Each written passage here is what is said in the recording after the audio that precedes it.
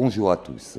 Depuis l'application des nouvelles conventions de janvier 2008 sur la réglementation à propos de l'usage du tabac dans les lieux publics, les autorités enregistrent une recrudescence massive de jets de mégots.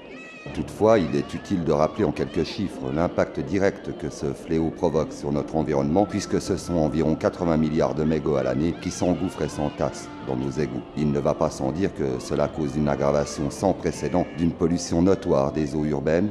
Les pouvoirs publics, qui semblent pour l'instant dépassés par la situation, ont d'ores et déjà réagi en préférant jouer la carte de la séduction plutôt que celle de la répression qui voudrait que l'on use de l'option PV fixée par décret de loi à 183 € d'amende à tout contrevenant.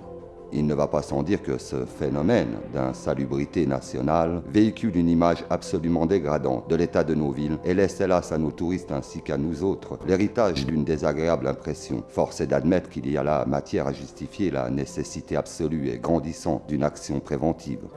Nos trottoirs, les entrées d'immeubles, d'écoles, d'hôpitaux, d'administration, de métro, les parvis et quais de gare, d'aéroports, les arrêts de bus, nos plages et même les jardins d'enfants ne sont pas épargnés.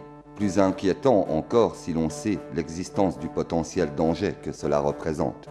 Exemple, les mégots en pleine combustion jetés de façon tout à fait anarchique qui s'engouffrent dans les grilles d'aération de nos caves d'immeubles où sont stockés des combustibles, pire encore les stations-service. Dans ces conditions, il est évident que les risques d'explosion ne sont pas écartés.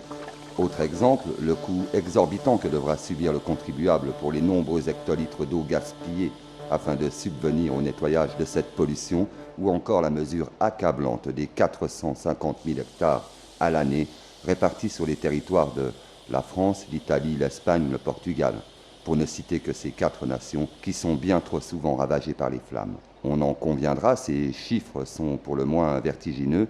De surcroît, il n'est pas rare que les populations locales soient évacuées face à cette menace. Les pertes sont considérables. Ainsi, l'on comprend sans difficulté apparente que la géographie de plusieurs nations n'échappe pas à cette fatalité et que par une indiscutable évidence, il est devenu fondamental d'interpeller la conscience collective et par là même inviter les fumeurs à adopter des gestes de bonne conduite. L'eau ainsi que notre patrimoine forestier sont des biens vitaux et précieux.